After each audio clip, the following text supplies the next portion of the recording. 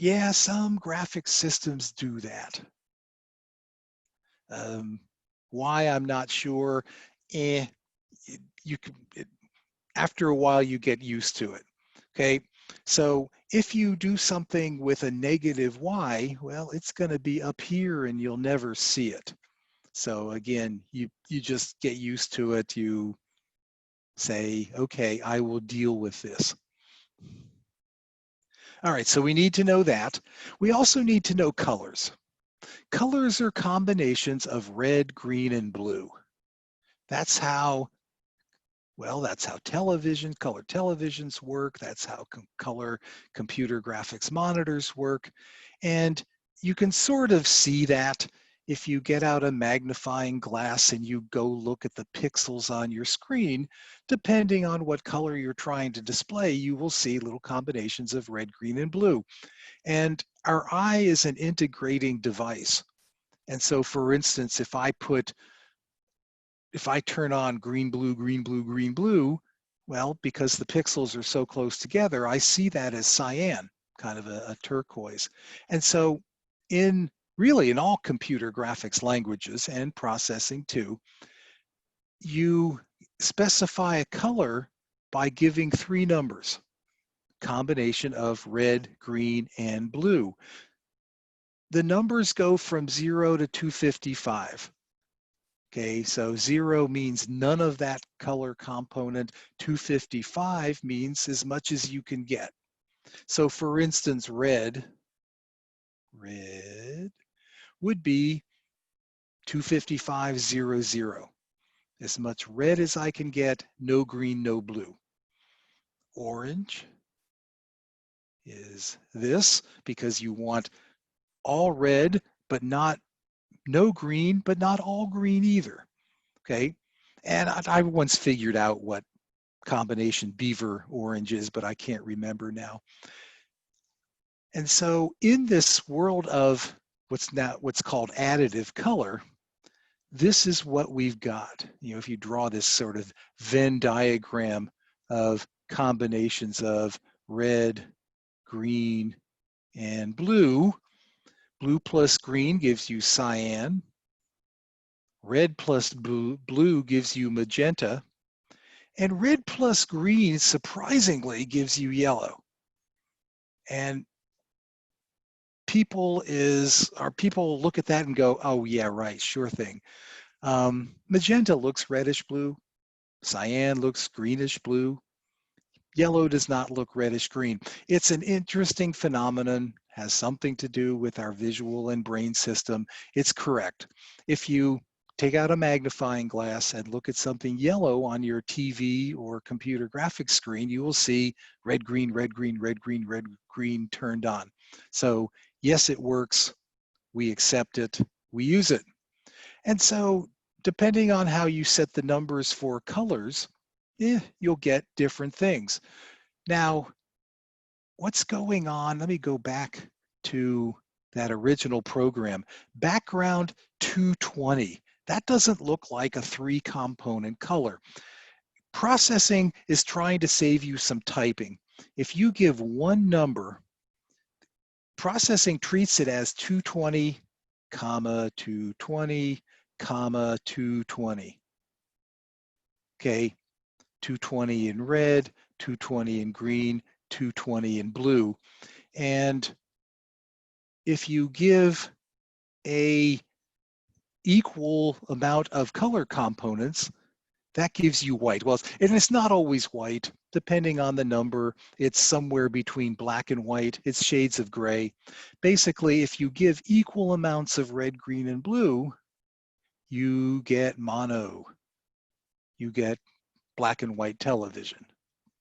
Okay, so that's why they set it up the way they did. They're saving you from typing comma 220, comma 220. Okay, so if you would like to do something on your own, and I encourage you to do that, do this. So you've already got a lot of this.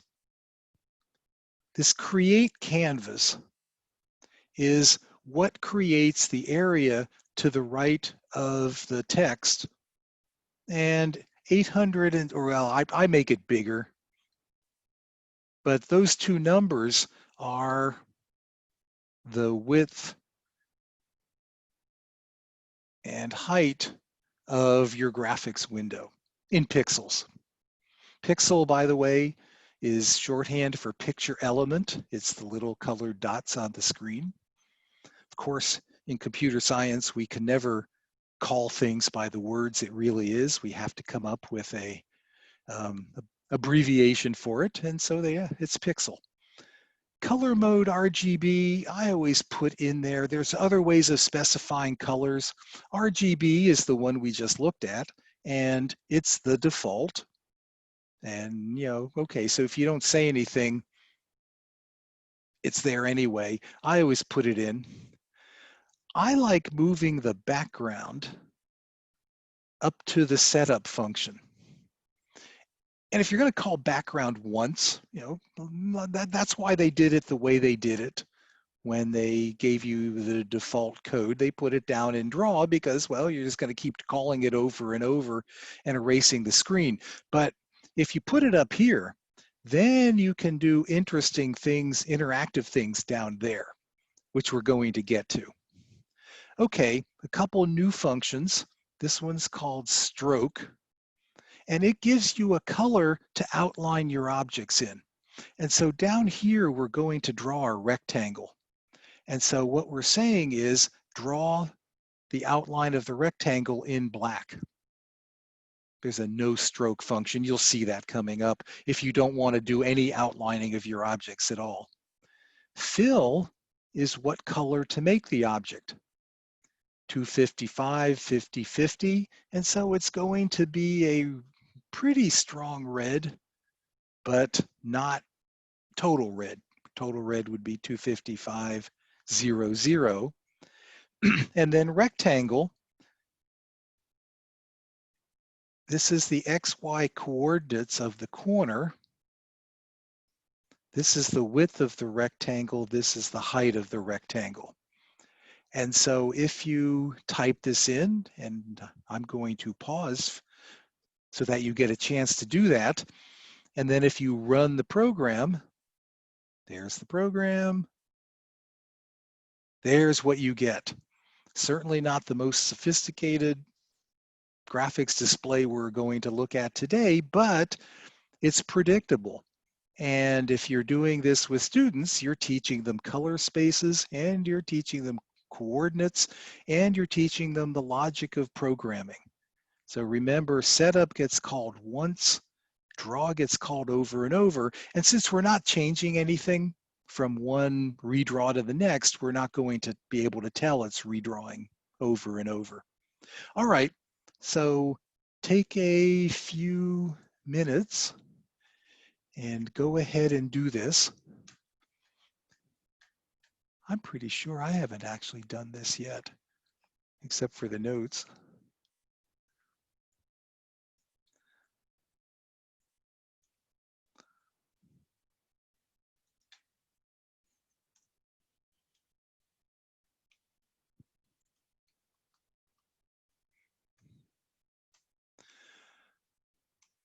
By the way, the semicolons are required.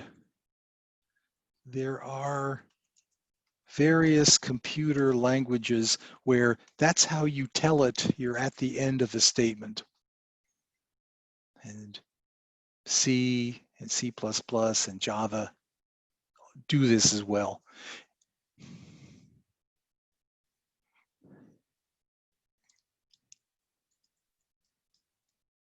Actually, let me switch over.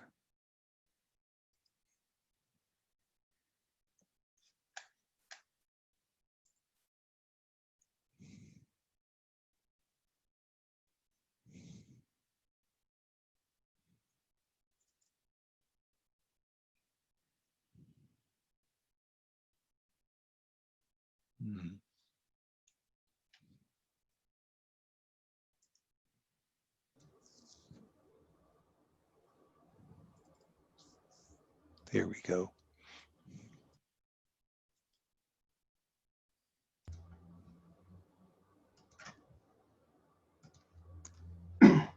And I if you also have, noticed, oh, sorry, go Michael, ahead. I was as saying, I if you was have any trying to, questions, just blurt them out now. yeah, I told people they can either type them into the chat and I'll queue them up, or they can unmic.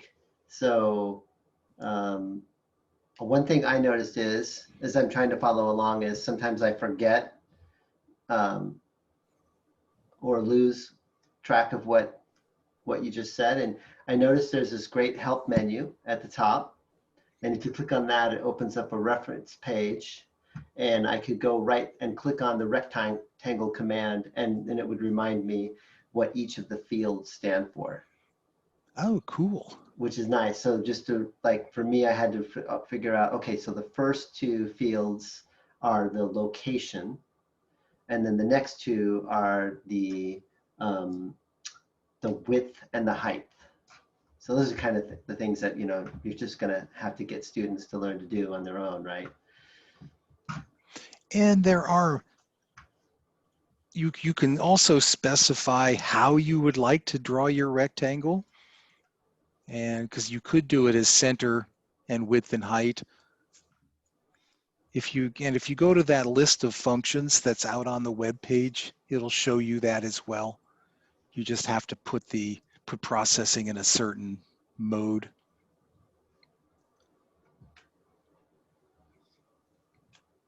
Okay. So it's this upper left quarter that's 100, 200.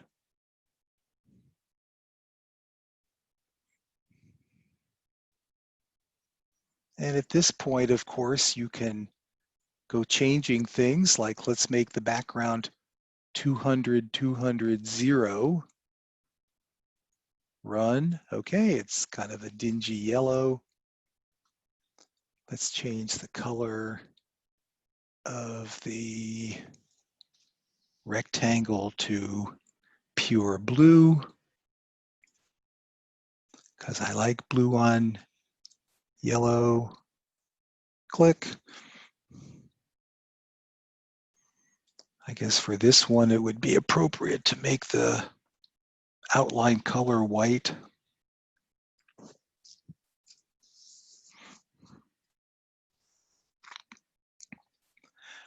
So we talked a little about this last week. Is one of the roles I see processing playing is as a bridge. Because at one end of the bridge, you have Scratch, which is wonderfully intuitive, temptingly visual. And at the other end, you've got, well, probably more serious production languages like Java, like C, like C++. And to make the jump from Scratch to one of those, I think is pretty jarring. But to make the jump from Scratch to processing, I don't think is terribly jarring. And then to make the jump from processing to C is really easy. This would be legal C code, other than the specific names that processing has. But that jump is, I don't think is jarring. And that's one of the things I really, really like about this.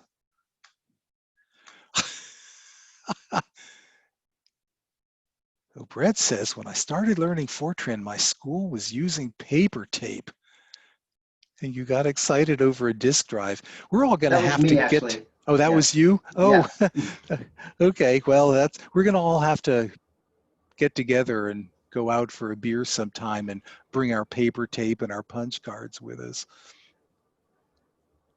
Yeah, my father used paper tape, and I was so excited on Saturdays because he'd take me to his office and let me type in his program on paper tape. This was like Tom Sawyer whitewashing the fence. Like, oh, cool, I get to do his typing for him. But I thought it was the best thing in the world. All right, so I'm assuming that everybody has gotten to this point. And in that case, I'm going to go Yeah, and I'll just say, to the everybody, notes. it's a small group, so if a question pops into your head, just unmic and ask it. But I'll Yeah, keep track of the this will chat be as well. great. This is much easier than having a large group. All right, so we are now back to the notes.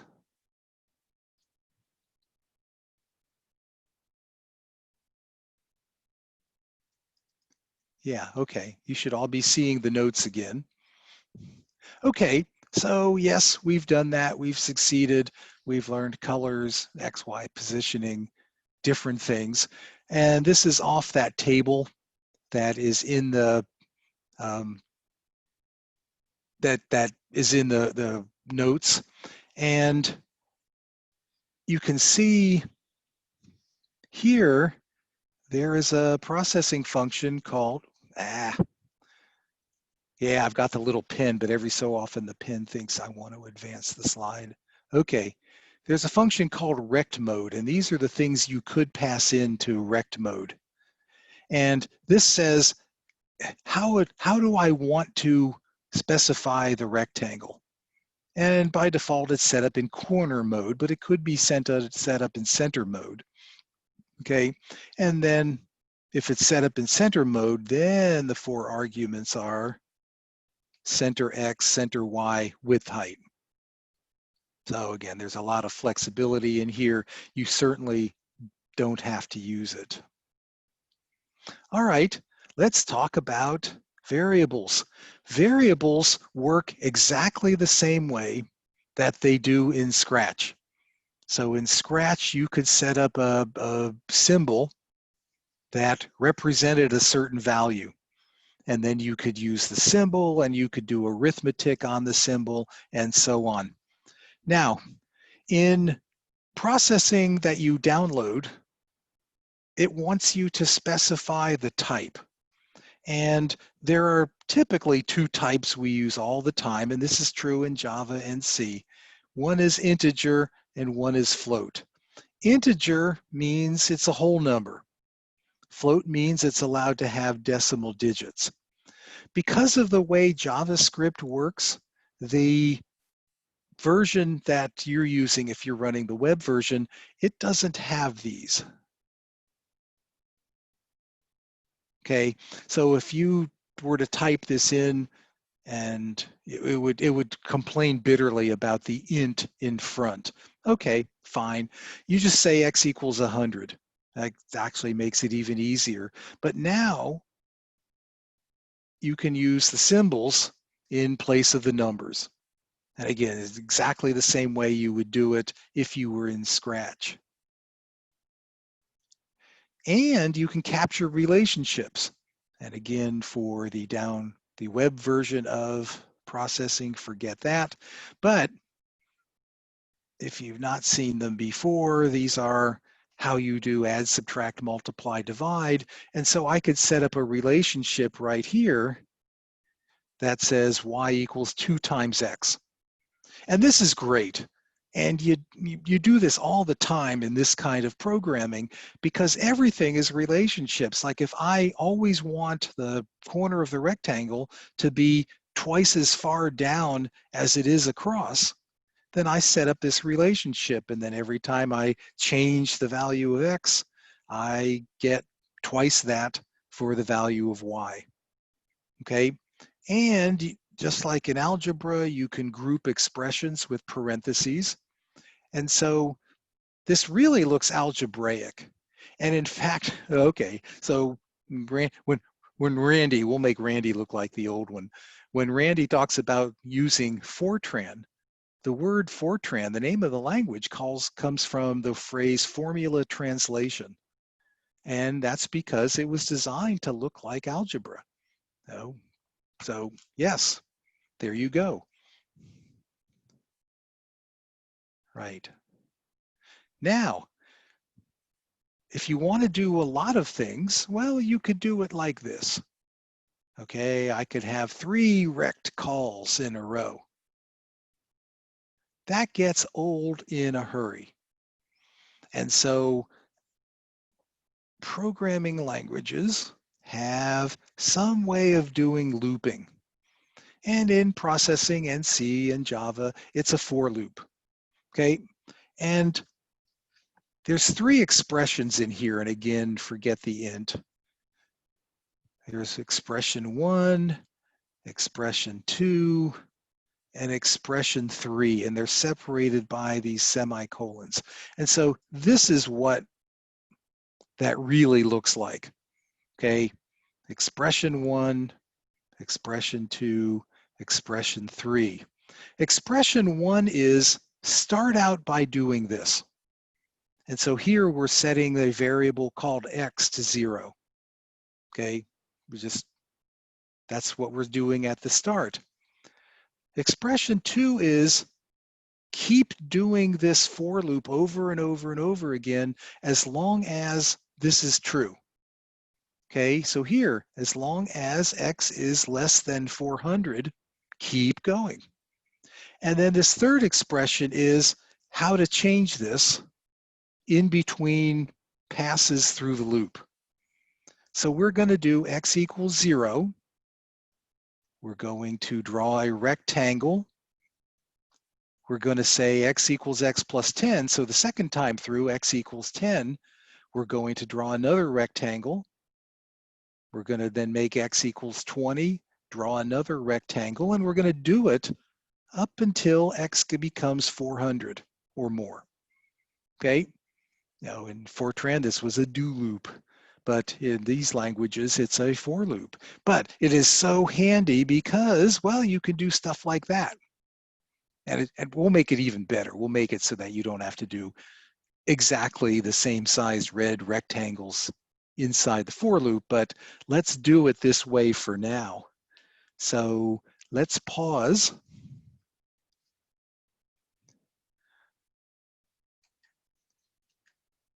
And this code didn't show the setup function, but you know that it's there.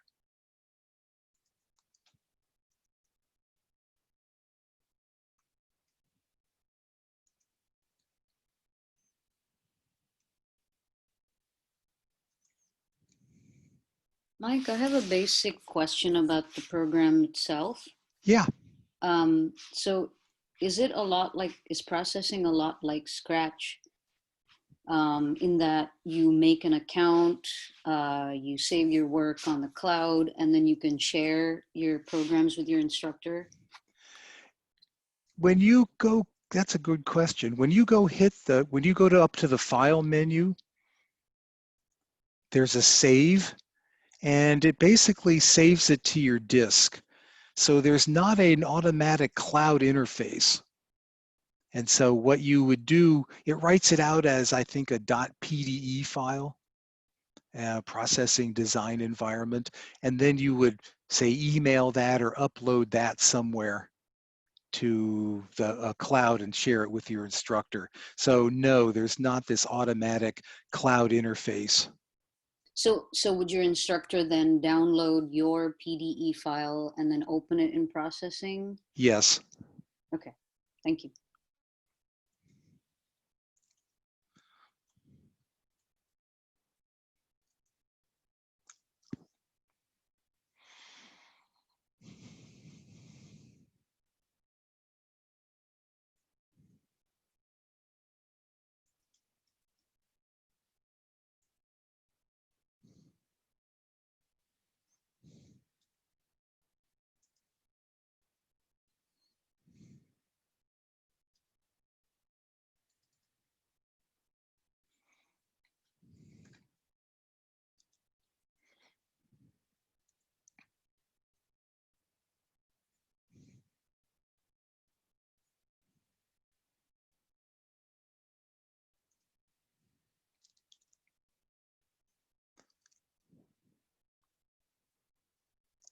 So when I did it, I got this. I didn't change the colors. Same background as before, same stroke, same fill.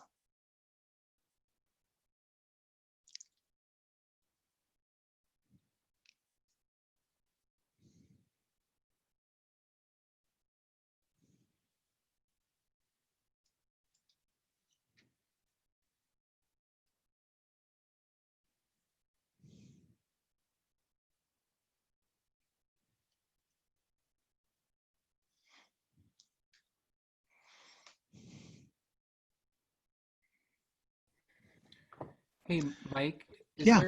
is there some sort of wait or pause function so we could see the rectangles kind of almost like an animation instead of them all drawing at the same time? I mean, I know they're not drawing at the same time, but it looks like it from my point of view on the screen.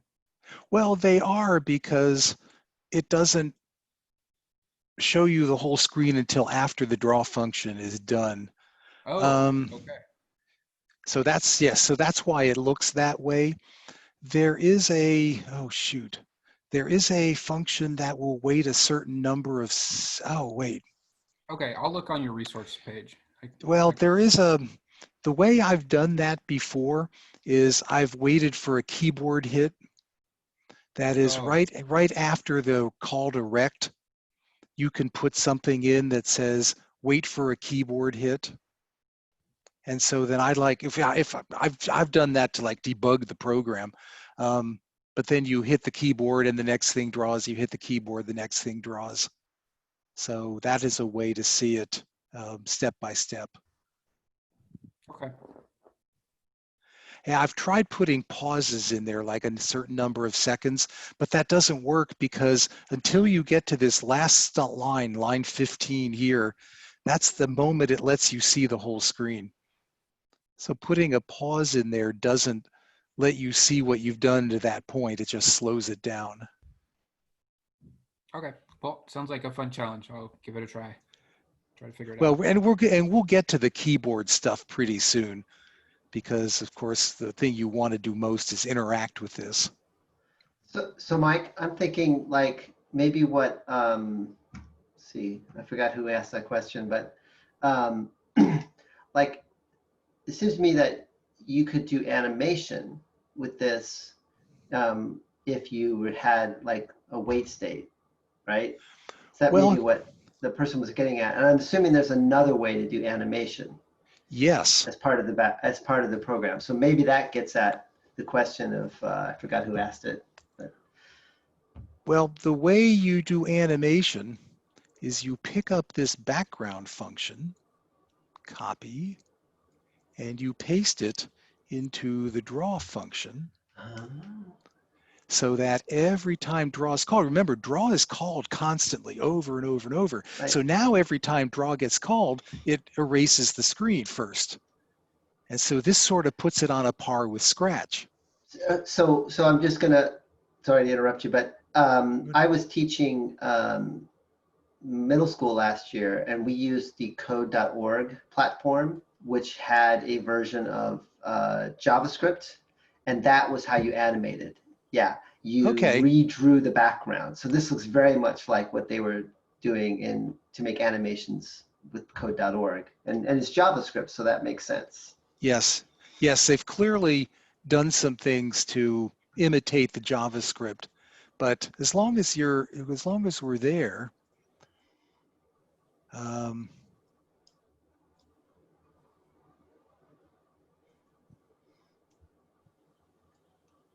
So this is kind of a JavaScript thing that if you want, you have to redraw the background well, to and it make it. turns out that the downloadable version works the same way.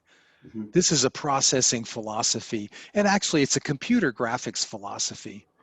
When we program graphics using OpenGL or other graphics APIs, we do the same thing. We have to do the same thing. Okay, so let me see if this actually works. Oh, whoops. Oh, why is not defined? All right,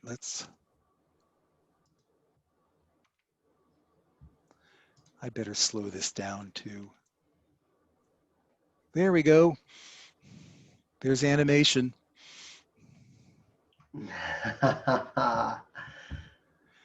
And unfortunately, I've sort of put it in an infinite loop because draw gets called over and over. But so let me explain where this came from since we're talking animation anyway. If you define a variable up here, that makes it global. It means that any function can get access to it. If I defined A right here, this wouldn't work because now A is local to this, and as soon as draw ends, A goes away.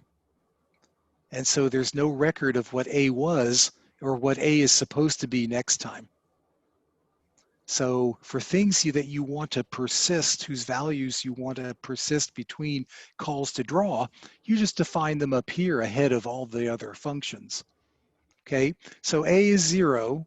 First time draw gets called, it draws a rectangle at 0, 100, but adds 1 to A. Okay, and so if you do this, that's how fast 1 pixel at a time changes looks like. But of course, you can change that, as we could say A equals A plus 3. And of course, now it would go 3 times as fast. But now you can kind of see, as you start getting all these variables going, and we could have another variable called B, and we could draw an ellipse down here and have the ellipse do something depending on what B is. And so, off you go. And of course, with variables, you get to encapsulate relationships. So if I wanted to, I could make the value of B depend on the value of A, and have the ellipse location depend on where the rectangle is. I don't know. I'm making this up to go with the animation question. Okay, any questions to this point? Everyone okay? Do you need a break? Can we try this out really quick before we move Sure. on? Oh yeah. Well, like, how am I going to stop you? Yeah. That's a great idea. And Mike, after this, what are you going to do next? What are you going to cover next? Oh, I don't know.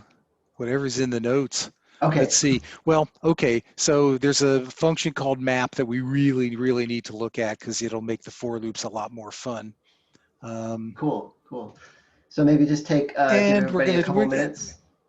Yeah, that would be fine. Yeah, let's take a 5-minute break. You can stand up, get coffee, go to the bathroom, or keep typing. Again, I can't stop you from doing anything, really. Yeah, we're going to talk about if statements, and then we're going to do keyboard and mouse, because the interaction is really where this gets fun. This is where you write your own paint program.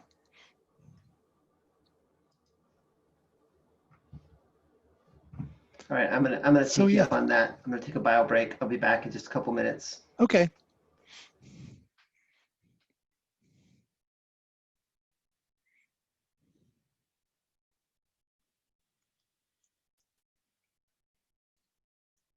Oh wait, no.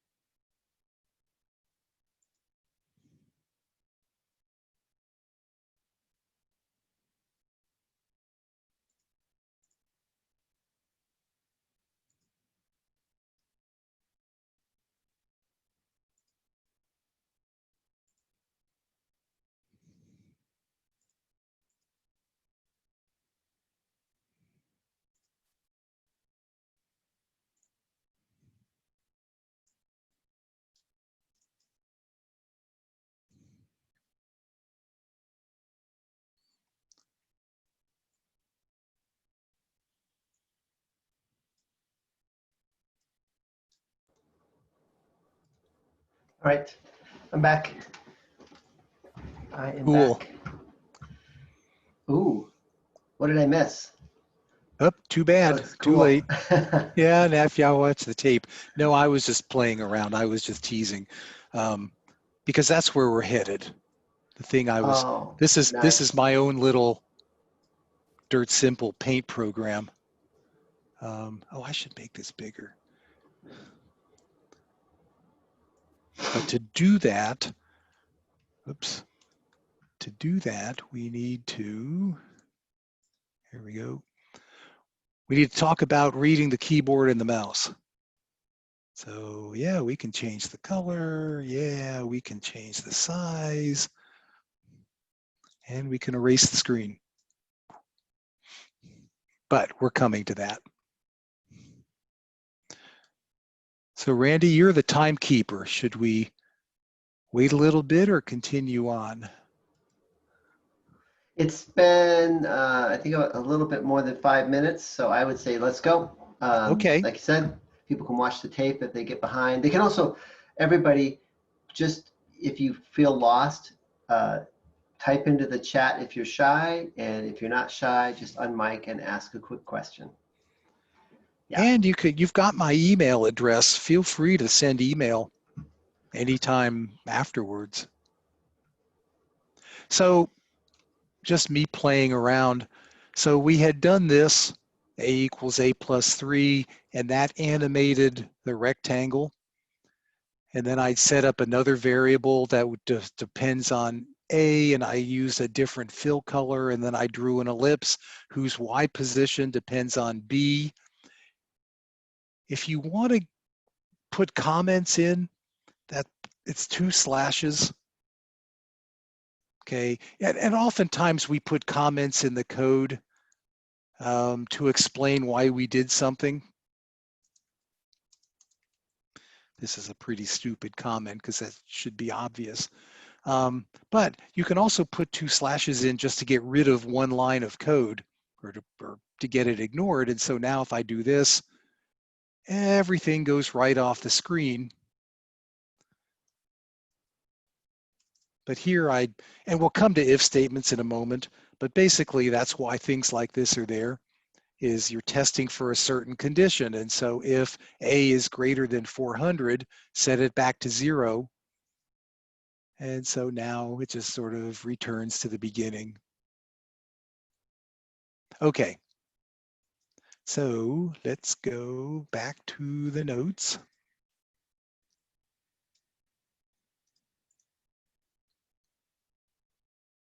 Okay, so we've covered for loops and they're great fun. Hopefully it's obvious to everybody that inside the for loop, you could actually go change a lot of things. That is, in the for loop, I could make the size of the rectangle dependent on x. Okay, so as x gets bigger, it changes the size of the rectangle. And I could move the fill statement down into here and make the colors change as x changes. And so you find yourself doing this all the time.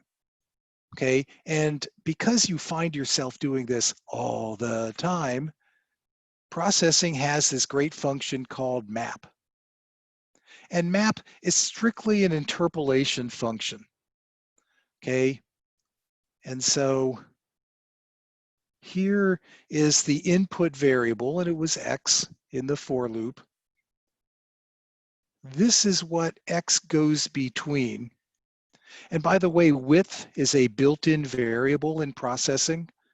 It just is what the width of the screen is in pixels. You know what it is because you set it up, but width is just there so you can write your code and not have to go back and look at what you set up. So it means x is going to be between, say, 0 and width. The number I want output and assigned to red needs to be between 0 and 255. Okay, and so x is in this range somewhere, and the red is going to be in this range somewhere. So it's really just doing interpolation without having to explain interpolation. So again, as X goes across the screen, the value of the variable red will change like this. And so if you now call fill with this as the first argument, with red as the first argument, then you'll be changing the colors all the way across. And so here's an example of that. It's calling this map function twice, once to change the red, once to change the green. And it's saying, well, we know X is going to go between 0 and 400. I want red to end up between 0 and 255. So however much the current value of X is in this range, that's how much red's going to be in that range. Now, because red plus green equals yellow, you're going to get red, you're going to get equal values of red and green, but you didn't have to. And this is also how you could interpolate the size, is if you wanted to get smaller and smaller as X in the for loop increases, then you could set variables to one of these values and use that map function as well. So that's what it's there for. Map is just a way of doing interpolation. It's really not doing anything that you couldn't do yourself by writing the code, only it just happens to be more convenient. And I think if you're explaining it to someone else, you don't have to explain how to write the interpolation code. But this is the advantage, of course, in using variables, is you can assign things like this and then use them in function calls. By the way, this print line function is how you do printing. At the bottom of your screen, you see something that's labeled console. The console is where print statements go. So if you're interested in seeing what your code's doing, you can do that. So what this would do is it would print X equals and the value of X, red equals and the value of red. But the important thing here is the map function, is its built-in interpolation.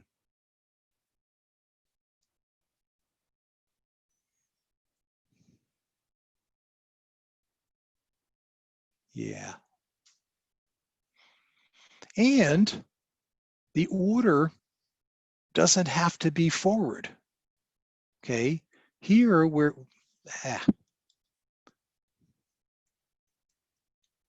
here we're interpolating red from 0 to 255. Here we're interpolating green backwards from 255 to 0. So we're starting out with red equals 0, green equals 255, and that's this color here. And we're ending up with red equals 255, green equals 0, which is this color here.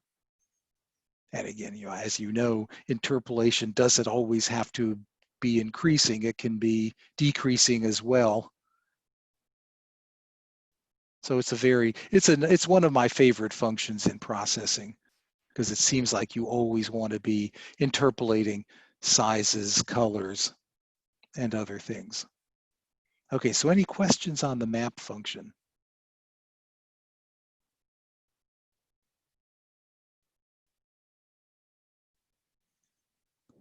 All right, so you saw that if statement before. This is enormously valuable in any kind of computer programming, because rarely do you write a program where it just runs all the way through from start to finish. Usually you want it to adapt to something. In a little while, we're going to use the if statement to check if we've hit a key on the keyboard, but we used it a moment ago to make sure that animation reset itself. It works like this. The word if, parentheses, and some sort of condition. And you've seen this already in the for loop, X less than 400. These are the conditional operators. Less than, greater than, of course, what we're all used to. There is no less than or equal with the bar under the less than on the keyboard. And so programming languages like this use less than, equal, 2 characters. Greater than or equal. Testing for equality is like that, the double equal. And the reason is the single equal is reserved for assignment, like that. The double equal is a logic test. Okay, remember that.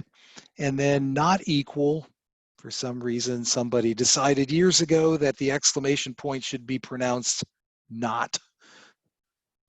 So that exclamation equal is like how you say not equal. And then you can link these things.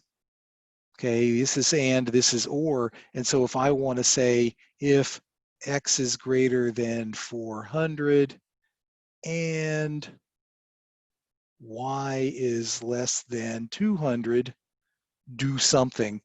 That's what the double ands are for, the double ampersands.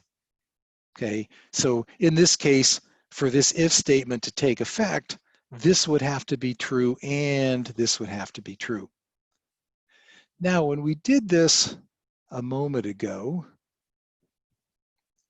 I said, I could switch back, but I'll just write it again. I said, if A is greater than 400, A equals 0. Ugh.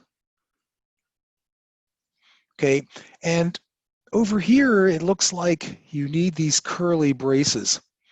This is a programming thing, and Java works this way, and C work this way. A lot of languages work this way. If you're only doing one thing, you don't need the curly braces. If you're doing more than one thing, you need the curly braces. And so the way the if statements are set up, if this, do one thing. If you put the curly braces, then all of this counts as the one thing. So if x less than 400, do that because that's in curly braces. And you see that already in the program. Actually, I should go back and let's look at the program again.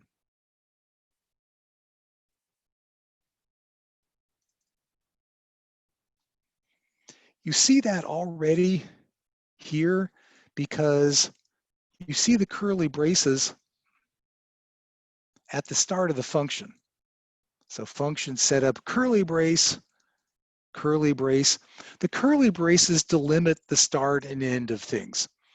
And this is true for functions, for for loops, for if statements.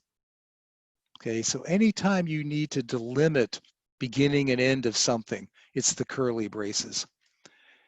The curly braces can be on the same line as the thing that you're delimiting, or they can be on the next line. This is surprisingly a huge controversy in the programming world. Which style is better? You can tell from the notes I prefer this style. You can tell from the default code that processing prefers the other style. Okay, so there's if statements. And that means you can make decisions anywhere in your code. You can reset things or you can do things. During the break, wherever you went, I was playing around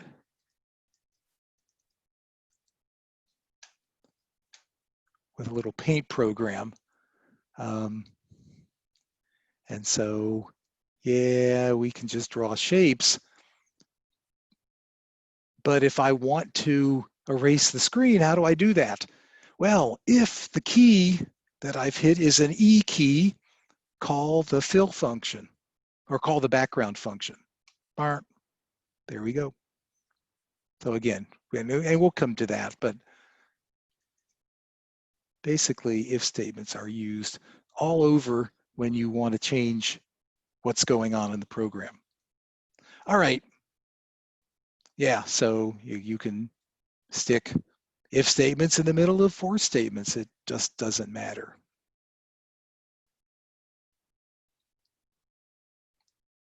You can also, there's also an else. So if you want to say, do it one way if x less than 400, do it a different way if x is not less than 400. Yeah, you can do that. Yeah, you can do that. And when we get to the keyboard, we're going to do stuff like this.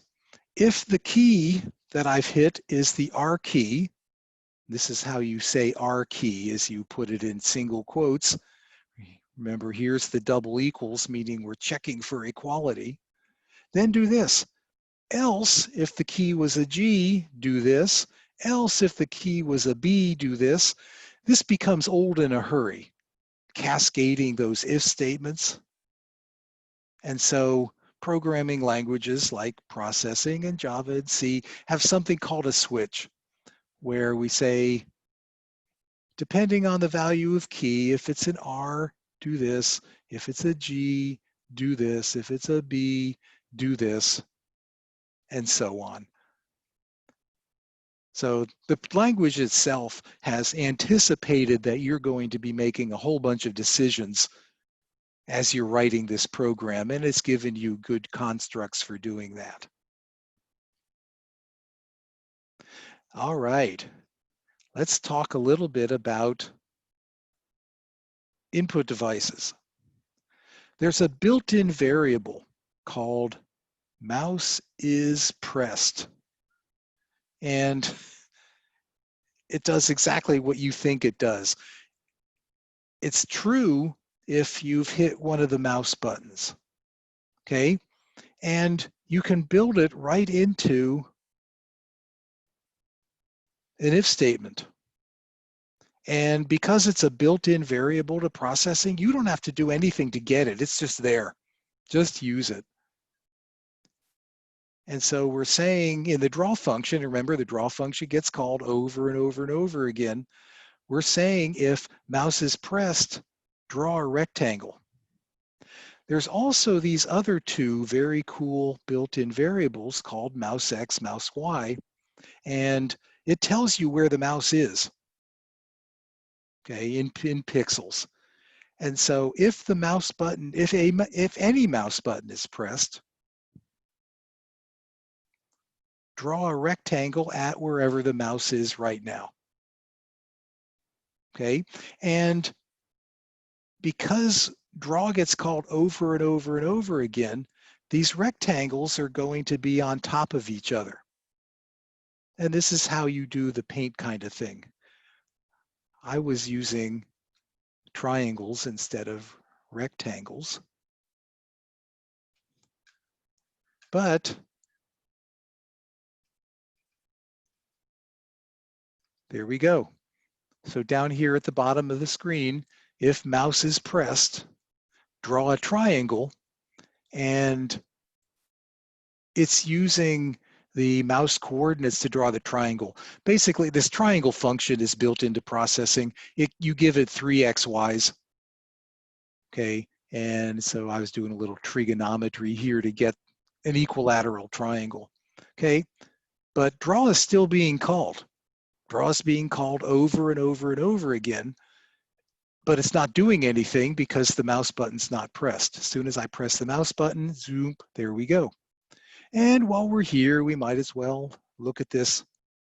Well, it could be cascading if statements, but it's not. It's that switch thing. And here's another built-in variable. If a key's been pressed, that's a built-in variable. It's true if you've hit something on the keyboard. It's false if you haven't. And key is a built-in variable that says, and what key was it? Okay, so 2 really important built-in variables here. Is key pressed, key, and then 3 more great variables, mouse is pressed, mouse X, and mouse Y. Okay, so here we're saying, and if the keyboard's been pressed, what key did I hit? And if the key was the R key, let's change the fill color to red. If the key I hit was the G key, let's change the fill color to green. Same thing with B, same thing with Y for yellow. L and S stand for larger and smaller. D is the size. So you can make the thing is drawing larger and smaller. Really, you can do anything. You can map all the keys to different things going on. But then here's the trick. If you hit the E key, it redraws the background, and that's how you erase the screen.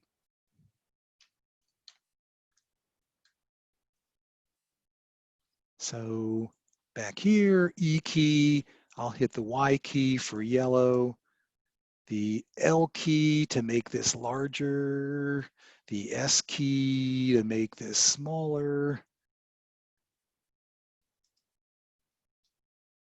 the R key to change colors, G, B, let me make it larger again. And then the N key calls a function called no stroke, and that's what turns off the drawing of the black outline. And now it looks like this. And so now it's sort of in a more of a fill-in paint mode. Good question, Mike. So Yeah. to do this, you're actually holding down the key while Correct. you're drawing. If you Correct. just hit it once, it'll only execute that once. Right. So if I, yeah, maybe you can hear the click of the mouse. Yep. And the reason is because that mouse pressed doesn't care if you've just done it once. Okay. It means, is it down right now? And so if you keep holding it down, every time draw gets called over and over, this comes back as true. Okay. Good question.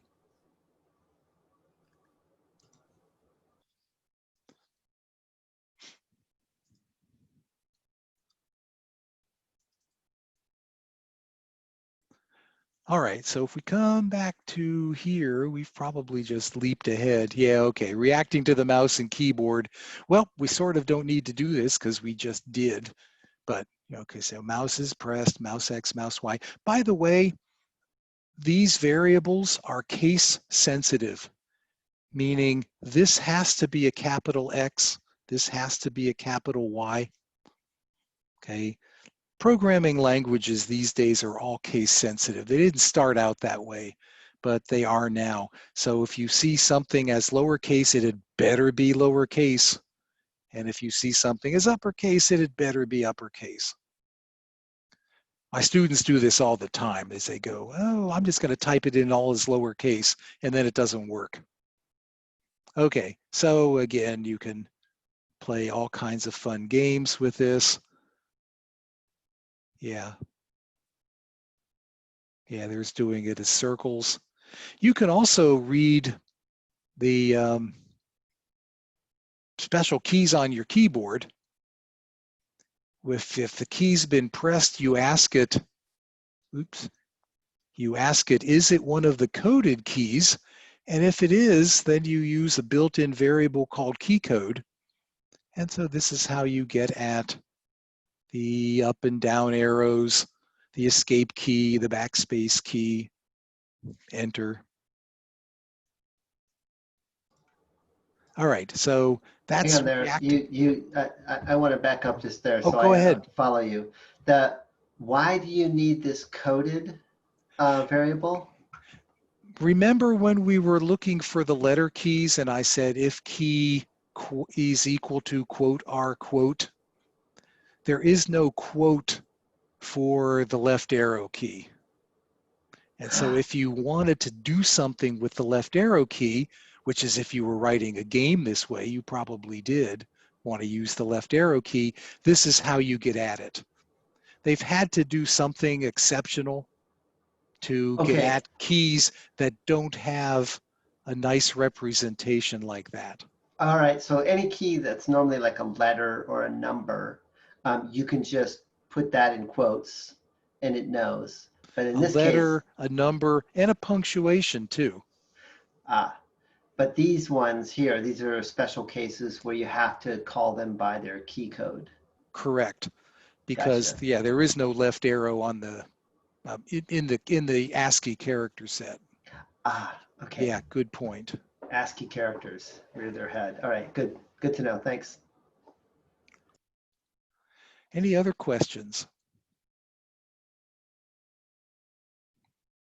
So I encourage everyone to start to probably not now because it takes a while to type it in, but go play with typing in, stuff like this.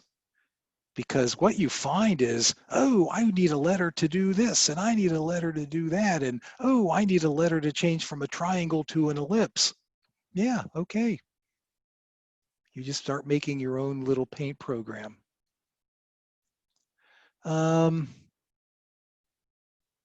If you don't like triangles and ellipses, you can do your own. Is you just list X, Y, X, Y, X, Y. You say begin shape, end shape, and so you can do things like this. So if you don't like, the built-in the built-in shapes, you can make your own. And that's kind of fun. It's kind of fun because then you can sort of play with coordinates. You can do text. Here's how you do it. You say text. You give it the string of letters. In this case, it's a double quote. So when we did that single key, we did single quote R. If you're doing one character, it's a single quote. If you're doing a string of characters, it's a double quote. And then this is the X, Y where you put it. It uses the fill color to draw it. You can change the text size here. And so you can put text out there as well. And because you're telling it the X and Y where it is, you can animate the text. That works just fine. You've assigned variables to it.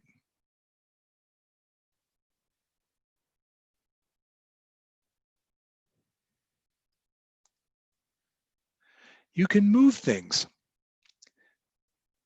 In computer graphics, we actually don't give this X and Y very often. What we really do is we draw everything at the origin and then pick it up and move it. Okay, and you've really been dealing with this your whole life. When you play a computer game and the jet fighter moves around the screen, they're not drawing the jet fighter with different XY coordinates each time. They're still drawing the jet fighter at the origin, but they're saying, pick it up and move it here. That's what the translate function does. Okay, pick it up and move it. And so typically in computer graphics, we draw things at the origin and then transform them to where we want them to be. And the great part of that is you can also rotate. So, okay, translate you can sort of do by setting these values yourself, but rotate becomes a little harder. And if I want to make the rectangle look like this instead of horizontal, this is all I've got to do. Is I say rotate it, give it an angle, and the angle in computer programming is always in radians, okay, not degrees. Somebody decided that it's better to use the natural unit for angles and do it as radians, but fortunately, processing has a built-in function that converts from degrees to radians. Okay, so it's radians equals degrees times pi over 180. And fortunately, none of us actually have to know that. We just use the built-in radians function. And notice that this could be a variable. So if you wanted to do an animation where the rectangle or whatever you're drawing sits there and spins on the screen, you can do that. So we've got translate to put it somewhere, we've got rotate to do it, and we've got scale. So these are stretching factors. This is the X stretching factor. This is the Y stretching factor. Because the Y stretching factor is 1, that means it's not going to change the Y size, but it is going to stretch the X by a factor of 5 along here. So really, when you play computer games, this is what's going on. The jet fighter screams across the screen, it banks. Well, that's a rotate. It moves across the screen, that's a translate. Probably doesn't scale, but it could. There's also a shear. Yeah, that's kind of fun. We don't tend to use it that much. Although I suppose shearing a jet fighter as it goes across the screen would be rather coolish. And these transformations accumulate. And so if I say rotate by 10 degrees, rotate by 10 degrees, and then I draw my rectangle, it's going to be as if I said rotate by 20 degrees and draw my rectangle. So basically these transformations accumulate, but they don't do anything until you draw something. They affect the next thing that you draw, which means we can do stuff like this. Is we can do translate and rotate. Again, it's like the jet fighter screaming across the screen. It's translating to go across the sky, and it's rotating in order to do the banking. This is a lot of fun, actually, to talk to students about, because they have years of experience with these games, and they've seen this 1,000 times and never thought twice about it. And to now go, oh, you draw the jet fighter at the origin and just change the transformation parameters and you got it. But you got to be a little bit cognizant of it because the order matters. This order is different from that order. And the way it works is that whichever of these two transformations are closest to the drawing, that is, they were listed last, they appear to take place first. Okay, so in this case, it's rotating the rectangle and then translating it. You don't see the two separately, but that's the order in which it appears that things are happening. So it would have taken the rectangle from here, rotated it, and then translated it to there. In this case, the translate would act like it happened first. And so, yeah, I didn't pick a very good example, but it means it would have translated this probably down to about here. And then it would have rotated it like that. Okay. Typically, we do it this way. You know, you rotate the jet fighter about the origin and then you translate it where in the sky you want it to be. So you can have all kinds of fun with this. Yeah, I'm probably going to just kind of skip over this. But here's some fun you can have, is you can put this inside a for loop. And so if I want to make a shape that looks like this, all I've got to do is rotate the rectangle some number of times. This push matrix and pop matrix, I guess we really do need to go over that. The push matrix and pop matrix are there to say, preserve the transformation I have right now. That's what push matrix does. Then I go change it, I use it, and pop matrix means restore the transformation as it was right here.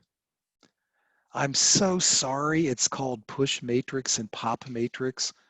Like, why could it not be called save transformation and restore transformation?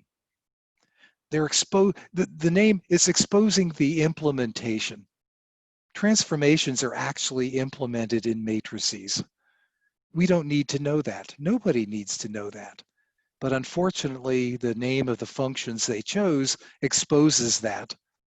And I think it ends up being more confusing than useful. But here we're for looping degrees. We want 10 of these things, so we're changing degrees by 36. We're setting up a rotation with that number of degrees, and we're drawing the rectangle. And then we're restoring, basically we're getting rid of this for the next time. Okay, so yeah, this isn't exactly a jet fighter screaming across the screen, but the concept is exactly the same. And if you wanted this to animate, how would you do that? Right here, I would put in a call to background.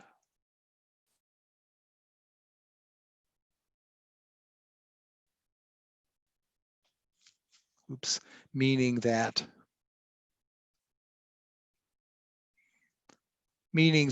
right there, erase the screen, and now it draws the rectangle. And so it would look like the rectangle was spinning instead of all being drawn together here. If I wanted to change the color of the rectangle as it moved around, how would I do that?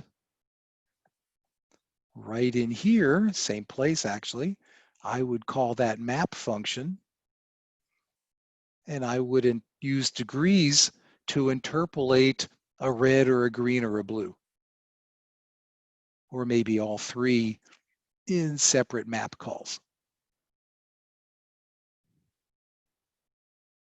You know, what if I want to change the size of the rectangle as it goes around?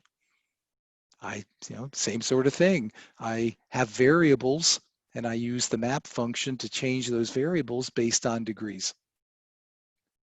So it's all this step-by-step logic.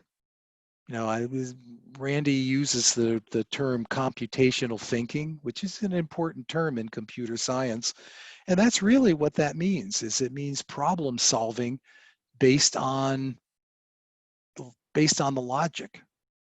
Is I want this to have happen. How do I express that as logic steps in order to make it happen?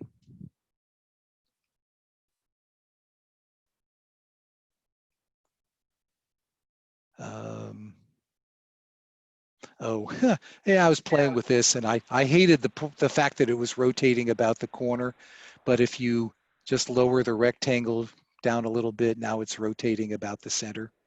Was there a question? Hey, Mike. Yeah. I'm playing around with this rotate, and it seems like on mine, when I rotate it, also I guess translates it for some reason. And so I did a rectangle, and then I did a rotate, and then I did the exact same rectangle parameters again, and it's rotated, but it moved to the left also. I can't see it, but yeah, well, I'm doing the programming on a different laptop than my. Yeah. If maybe I you can tell you draw what the I did. rectangle so that the first two numbers are right here, then No, I did a rectangle 200, 200, comma 100, comma 50. oh, okay. Do the rectangle 0, 0. Okay. Because it the rotate function rotates about the origin. And Oh, so okay. if I draw my Oh, rectangle down here, yeah. when I say rotate about the origin, it's basically going to swing it around. Okay. All right. So the rotate is based on the XY origin. Okay, that makes a lot more sense. And that's why we typically stick a translate here. Okay. Because we want to rotate about the origin. That's far more predictable, right? Yeah. Than this swinging around. You know, if you swing too much, you go right off the screen. So typically we rotate the object about its origin and then we translate it onto the screen where we want it to be. Gotcha. Thank you. Okay. But cool logic question.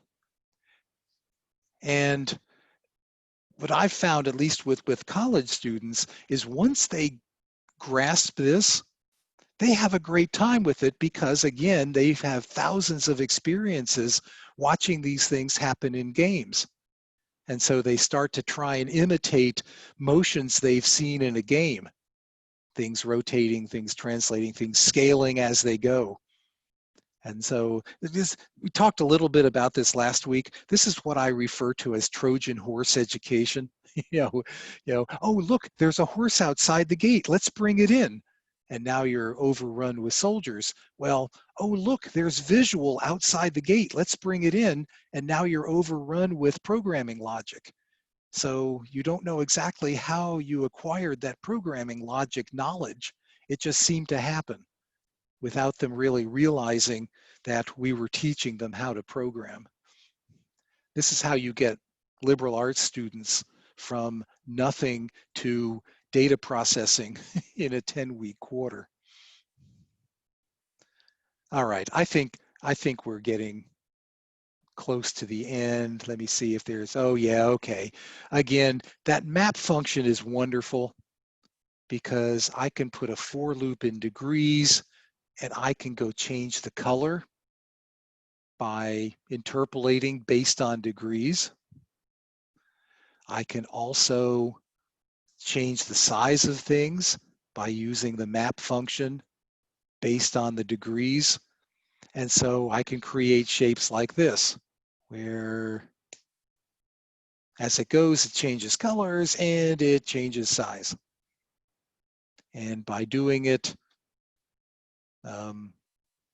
with the transformations, it's a whole lot easier than changing the X and Y coordinates yourself. Yeah, oh yeah, there's 3D and processing as well, but we're not going to do that today.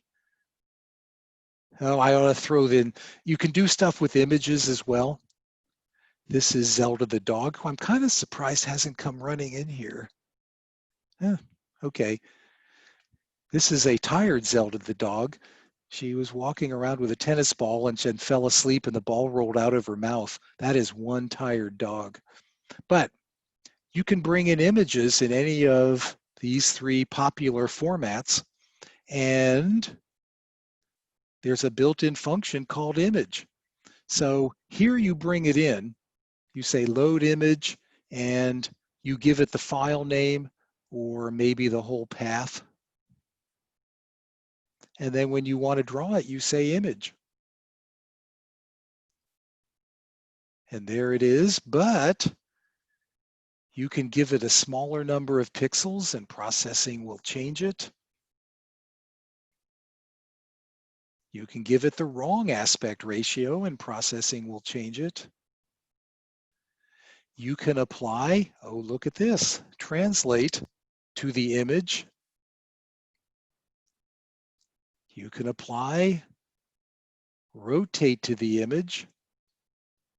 I personally like this one because it's actually hard to tell what the image is. It just looks like some interesting wallpaper. And you can draw on top of it basically by setting colors within the image. So anyway, images are really first-class elements of processing. And so your students will have a good time with that. All right, I think we've done enough today. I think you have been very good sports about being here through all of this. So I think this is a good place to stop. Any questions? I have a question about transitioning students from Scratch to processing and beyond. If you had a semester to teach, just absolute beginners, and let's say you start with Scratch and you do a quarter of Scratch, do you think teaching processing could take on an entire quarter? And that's my first question. My second question is, would you argue that if I had the option to teach them, say, Game Maker Studio, should I go with that instead of processing? Well, I don't have the experience with middle school and high school that you all do. In this programming for liberal arts major class, we actually did start with Scratch. We did Scratch for the first week because I wanted to Trojan horse them in to the step-by-step logic. But then they transitioned to processing really quickly because the step-by-step logic, the computational thinking, made sense to them. Game Maker Studio I find really interesting. Game Maker Studio, depending on how you use it, if you primarily do the drag and drop or if you get into the GML, the Game Maker language, it can be very programming-ish or it can be very not programming-ish. It does a lot of things with events. And I think that's one of the huge values of Game Maker is so many things in Game Maker are done with events. When this occurs, do this. When these two objects touch, do this. When this object gets to the right side of the screen, do this. And I think teaching that event-based programming is really valuable at some level. The languages like processing are what are known in computer programming as imperative languages. Do this, do this, do this, do this, do this. That's an imperative language. A lot of the things in Game Maker are what computer people would call declarative languages. Set this up, set this up, set this up, set this up, let it go, and then react to events. Okay. But really, I don't have a whole lot of experience teaching that to the age groups that you work with. If you want to really teach imperative language programming, then I think processing is an advantage over Game Maker. That is, you're kind of setting them up for C, C++, Java, Python. First Robotics still uses Java, right? Yes. You all know? Yeah. Okay. Okay, so if you're trying to set your students up for, and you're going to use Java when you get to First Robotics, processing's a great transition. Yeah, you're right. Sean says the cost is a big issue. Game Maker used to have a free version, but they've really gone upscale. It's a great package now. They've done some great things with it, but man, it's expensive to get into it at a classroom scale. I bought one for me just because it's fun to have. Thank you, Mike. That was very helpful.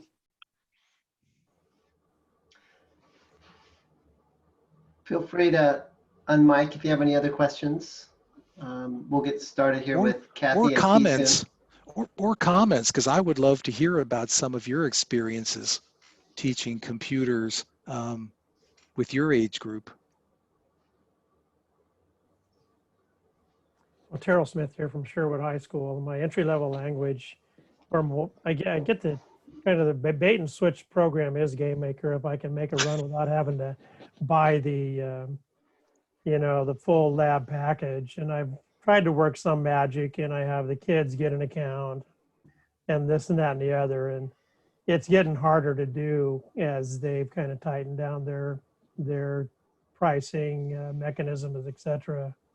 But if it's not Game Maker, it might be Flow.io or something that gets them in, gets them hooked, and then the whole time I'm talking to them about, hey, you came in here because you want to be a game designer, then we're gonna switch you into Python, a little more formal language, while teaching some concepts along the way in the drag and drop or in the, the click and click button type programming. So I use it as a bait and switch. It's not an end all, certainly.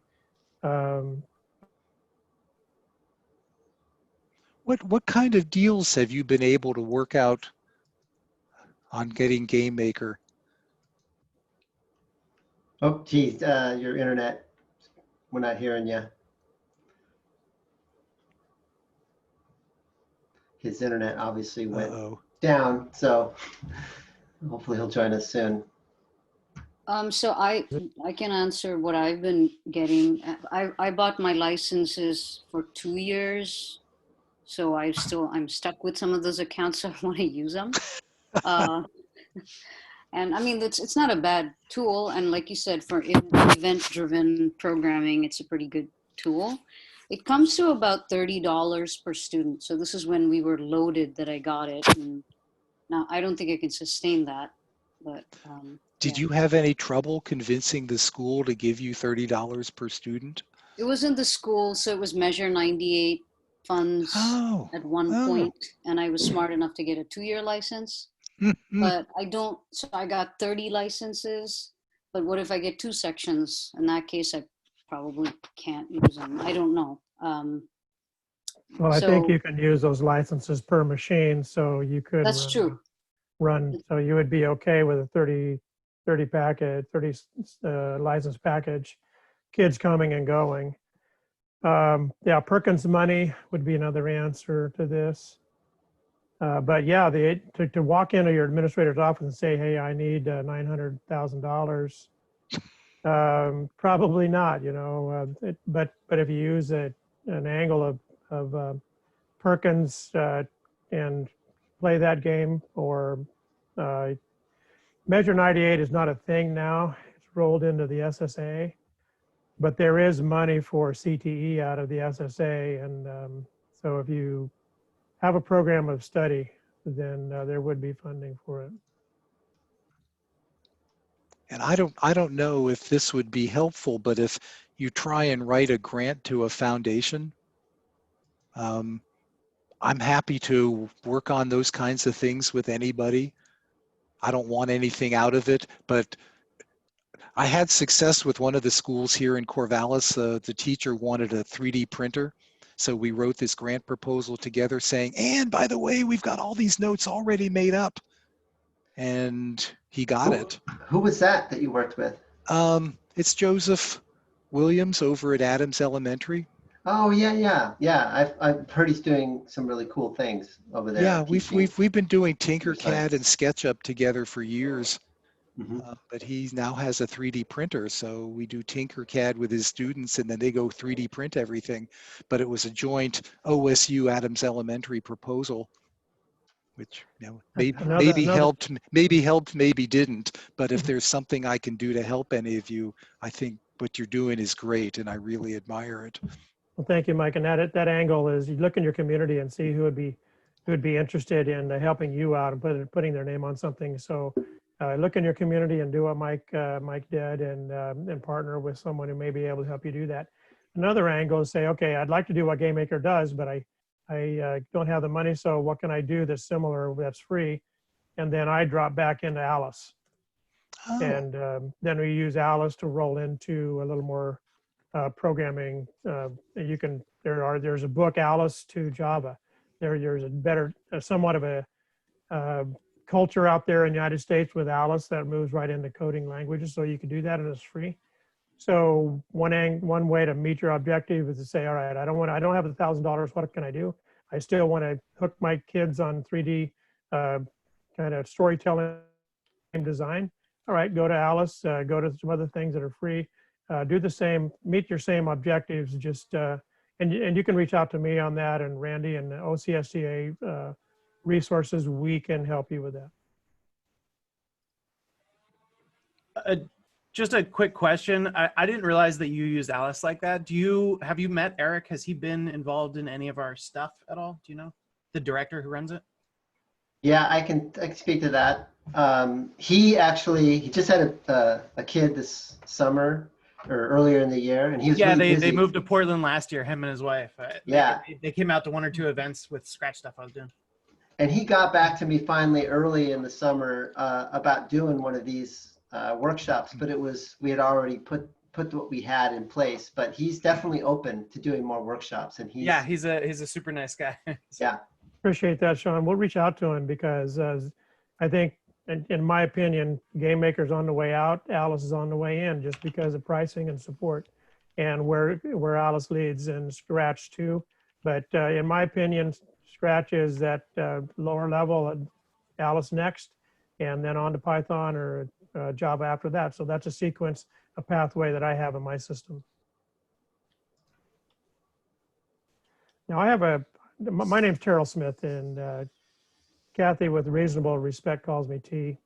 And so I have a call with National CS for All CTE Zoom here in a few minutes, and I just wanted to, Kathy can finish up, and she always finishes my statements anyway. So I'm just going to say that OCSTA is very proud to have you folks that join us, and we actually are wanting to lean on you for continued leadership and involvement with OCSTA, because we are just teachers teaching teachers, teachers training teachers, a club of teachers wanting to bring students to a high level of success, personal success, as well as high-tech education success.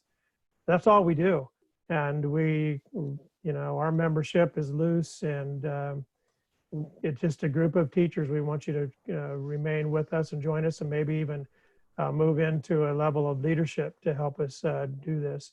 We want to also mentor anyone and everyone who has questions. And Kathy's going to talk about a Slack channel that we just set up yesterday about ongoing questions that you asked today. And I'm sorry, I stepped in and answered a few.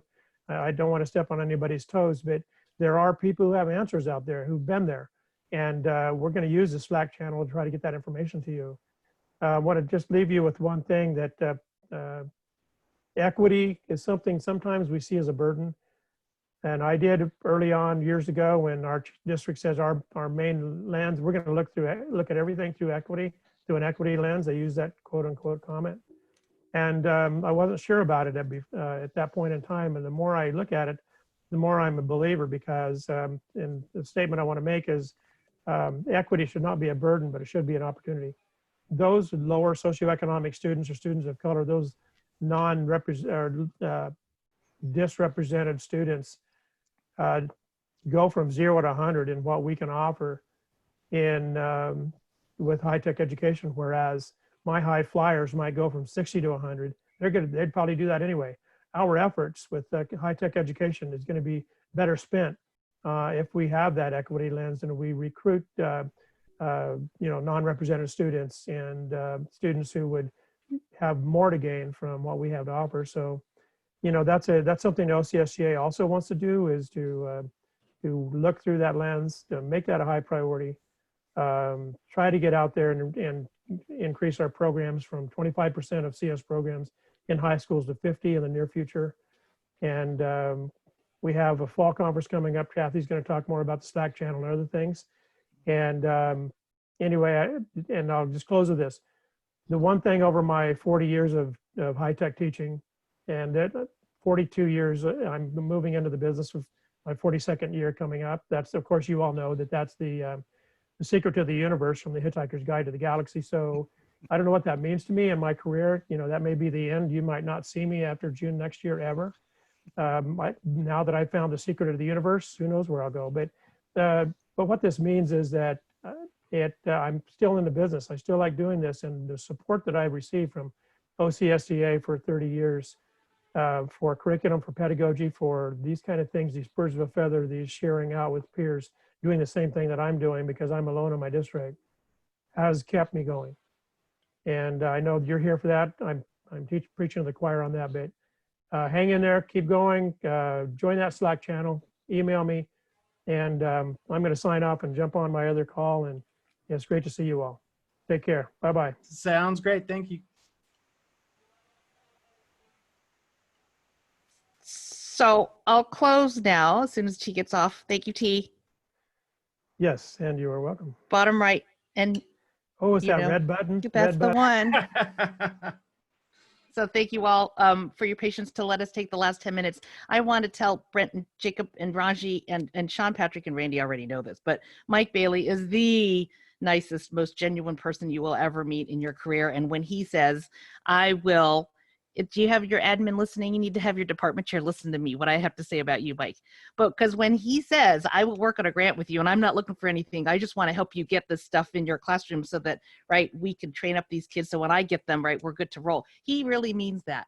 So I offer him and his services to any and all of you. As he said, take him up on that because, again, you couldn't meet a nicer guy with just more focus than anything to get these kids ready to go for when he gets to see them at OSU. So Mike, thank you for being part of this. Glad to see you. We will catch up. I want to hear about your boys. And Sean Patrick, also, I know you've done quite a bit on this session. Thank you. Thank you. We have those, Randy and I are working on listing the resources for this class. Today, at the end of today, I will load up the video. I will post the resources. I will post the chat. But last night, and Raji knows this, last night at our last Python class, people wanted more. They wanted more. They didn't have enough. They wanted to continue the conversation. And we opened up a Slack channel. So I know, Mike, OSU Engineering uses Slack extensively. So we opened up a Slack channel for middle school topics, CS pedagogy topics, Python topics. If you were in the Python class yesterday with Raji, I know you received a Slack invitation from me. I'm happy to send that to you all too, to continue the topics of middle school Scratch discussion, anything that you want to toss around, talk about random CS things, specific CS things. Faculty members, I'm going to invite to that Slack channel as well. So you'll get complete access to faculty who can answer your questions. So just trying to organize this a little more. I know email can sometimes be kind of crazy. So this is, while we're organizing by topic, it will pull more people into the equation and could share more thoughts and ideas. So with that, I thank you all. Do you have any questions for me? Randy? I have a question. There's a survey, right? There is. Yep. And that's going to come via email. Yes, so I will send out, good point. I will send a Slack invitation out, take it or not. In the email I will send will be the link to the Super Quest page with all those video recordings, along with the link to the survey. If you've taken it already, you don't need to take it again. If you want to tell me more about the wonderful things that happened in this class, you may take it again. If you want to tell me what you want to see it shown at Fall Conference, and I like the interesting, the Alice person, who's moved to town. I think that would be an interesting get if we had an hour with him on our fall conference. Please absolutely feel free to write that to me. I read all of those, take those results to the board, and then we'll make a decision about what we want to offer at fall conference. It's hugely helpful to us. We want to give you what you want. Survey, and you'll get a PDU certificate. If you need it, it will be attached to that email. Could I ask Mike one last question? Of course, ask two. Mike, how do you feel about perhaps teaching these workshops on Tinkercad or Blender? Is that something you'd be open to offering? Absolutely. Those are fun topics. And you can, if you click to those links from that processing website, you'll see there's notes that already exist. So we could be ready to go tomorrow if you wanted to. I see that as an invitation. I think I'm going to voluntold Mike Bailey and Sean Patrick to do some fall conference things for us. So we'll be in touch for sure. Yes. So Randy, parting words, last comments. Back to you. Yeah. Oh gosh, I just love these sessions and like all the shared wisdom. Thanks so much to Sean for putting together those first 2 days, and Mike for this. Like Kathy said, I would just say, please follow up if you can. Join the Slack channel. One thing we didn't talk about was becoming a OCS member, but I think maybe not take up too much time here for that. Maybe we're going to send out an email here soon with details. If you're not already a CSTA member, Oregon CSTA member, we really encourage you to join because we're going to be voting soon on a new board. So we are getting at the vote, Randy, right? And on this whole country is going through a voting thing right now as our organization. So let's all vote together many times as you can legally. Take that message for what you want to be. But yes, to Randy's point, you do have to be an official registered member. It doesn't cost anything to join. We do need you to sign up, but then you will get a ballot to be able to vote in the upcoming election for the next officers that will lead Oregon CSTA in the next year. So if you can also run for office. Yes, you could also run for office. Randy is a board member, so he could tell you all about what it's like to work with me day in and day out. hopefully it's a little more fun than Joy of my life. a little more, hopefully more joy than it is work. So as it goes, it's funny. So with that, parting comments from anyone? Last questions? Y'all have been terrific. Thank you for coming back for the 3 weeks. PD Yeah. and Just one thing I did wanted to mention. I got a lot of emails from folks who are interested in the Scratch stuff and following up from that. So I'm going to do a reply all to everybody out, giving some more information. Is that okay if I just reply? You're sending out the Slack. I could reply to that and send out some more. of course, would you like? Well, Sean Patrick, would you like a Scratch Slack channel for you? Happy to make that for you. Middle school sounds great. I Okay. think that'll give me more than enough. Awesome. Perfect. All righty. All right, everybody, just enjoy these last few days of summer. Maybe some of you are starting school or have already. Best wishes, everybody. Going to be a strange year. Good luck. You can do it. We're in it together. That's for sure. Yeah, and we're all in it together. So please reach out. All right. Thank you again, Mike. Yeah, and I'll follow up with you, Sean and Mike as well. If there's Sounds good. some closing, but yeah, please feel free to follow up anybody if you have any questions about this course or anything else about O Siesta.